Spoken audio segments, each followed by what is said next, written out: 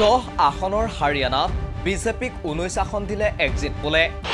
4খন আসনৰ হিমাচলতো এনডিএলৈ 8খন আসন, 3খন আসনত খেলি এক্সিট পোলত লাভ কৰিলে 6খন আসন।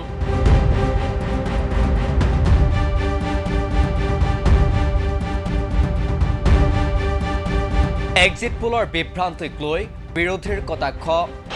মোদীক সন্তুষ্ট কৰিবলৈকে বিজেপিক বৰ্ধিত আসন দিলে এক্সিট পোলে। এক্সিট পোলক লৈ দেশজুৰি সৃষ্টি হৈছে বিতৰ্ক। শনিবাৰে লোকসভা নিৰ্বাচনৰ অন্তিম পৰ্যায়ৰ ভোটগ্ৰহণৰ পাছত প্ৰকাশ পোৱা এক্সিট পোলক লৈ চৰম কটাক্ষ কৰিছে বিৰোধীয়ে। এক প্ৰকাৰে এক্সিট পোল প্ৰকাশ কৰা সংস্থাসমূহক তীব্ৰ সমালোচনা কৰি ঠকা সৰকা কৰিছে বিৰোধীয়ে। বিৰোধীৰ অভিযোগ, মোদী চৰকাৰ আৰু বিজেপিৰ আশীৰ্ষধন্য প্ৰতিষ্ঠানে বিজেপিৰ কাৰ্যালয়ত প্ৰস্তুত কৰিছিল এক্সিট পোল। मोदी पोल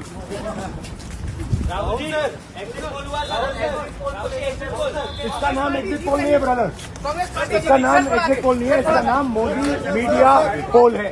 ये मोदी जी का पोल है, फैंटेसी पोल है उनका। सर कितनी सीटें आ रही हैं आपके हिसाब से? सरकार बन रही है। सिद्धू मूसेवाला का सॉन्ग सुना आपने?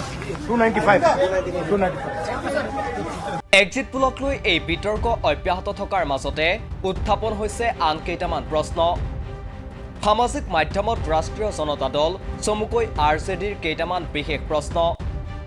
এটা টুইটত এয়া আৰজেডিৰ প্ৰশ্ন। বিহাৰত এলজেপিয়ে কেইখন আসনত প্ৰতিদ্বন্দ্বিতা কৰিছে আৰু ইণ্ডিয়া টুডে এলজেপিক কেইখন আসনত জয়ী হ'ব বুলি দাবী কৰিছে। কাৰণ বিহাৰৰ মাত্ৰ 5খন আসনত প্ৰতিদ্বন্দ্বিতা কৰিছে এলজেপিয়ে। কিন্তু ইণ্ডিয়া টুডেৰ এক্সিট পোলৰ মতে বিহাৰত দলটোৱে লাভ কৰিব 6খন আসন। একেদৰে ঝাৰখণ্ডত CPIMে প্ৰতিদ্বন্দ্বিতা কৰিছে মাত্ৰ 1খন আসনত। কিন্তু ইণ্ডিয়া টুডেৰ মতে ৰাজ্যখনত CPIয়ে লাভ কৰিব পাৰে 3খন আসন।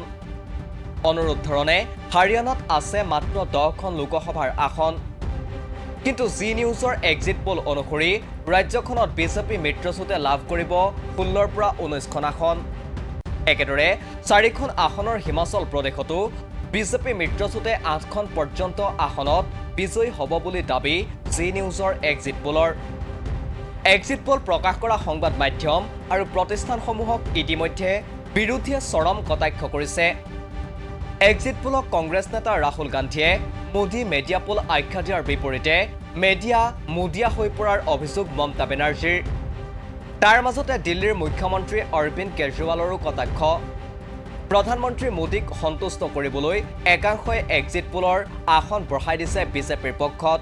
एक थ्योरी ये चल रही है कि इन्होंने इतना ज्यादा सीटें इसलिए दिखाई क्योंकि इनके लोगों ने शेयर मार्केट में इन्वेस्ट कर रखा है और कल जब शेयर मार्केट खुले तो बम्पर होगा तो ये अपने शेयर बेच बाच के खुद तो निकल लेंगे। बाकी कि अगर इन्होंने कल ही कम सीट दिखा दी होती एग्जिट पोल वालों ने तो हो सकता है कि इन दोनों के खिलाफ आरएसएस में और बीजेपी में कल ही बगावत शुरू हो जाती। 4 तारीख तक इंतजार ही नहीं होता हो सकता है।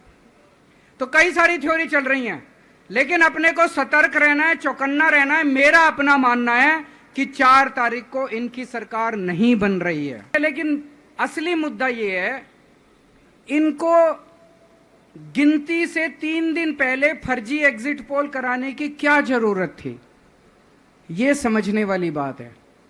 मेरे को भी समझ नहीं आया। कई सारे लोगों की कई सारी बातें चल रही हैं। एक ये चल रहा है कि इन्होंने मशीनों का घोटाला कर दिया, लेकिन मैंने संदीप पाठक को भी बोला है और मैं सारे इंडिया गठबंधन की पार्टियों को बोलना चाहता हूं, अपने अपने काउंटिंग एजेंट को बोल दो पूरी तरह से सतर्क रहे।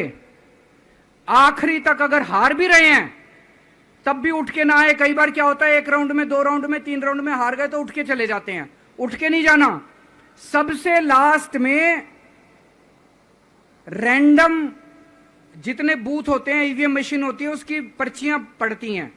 उन पर्चियों में से 5% पर्चियां उठाई जाती हैं।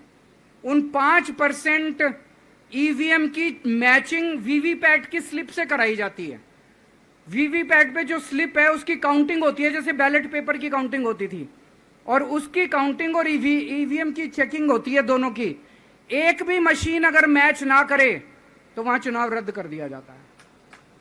तो अगर आपने ये चेकिंग कर ली वहां पे, तो इसका मतलब फिर ईवीएम का घोटाला हम बचा सकते हैं। फिर ईवीएम के घोटाला अगर कर रखा इन्होंने तो हम उसको एक्सपोज कर सकते हैं। तो सब लोगों ने लास्ट तक रुक के, आपका कैंडिडेट हार भी रहा है तब भी आखिरी तक रुक के आपको ये ईवीएम की चेकिंग करा के आनी है, ईवीएम और वीवीपैट की मैचिंग करा के।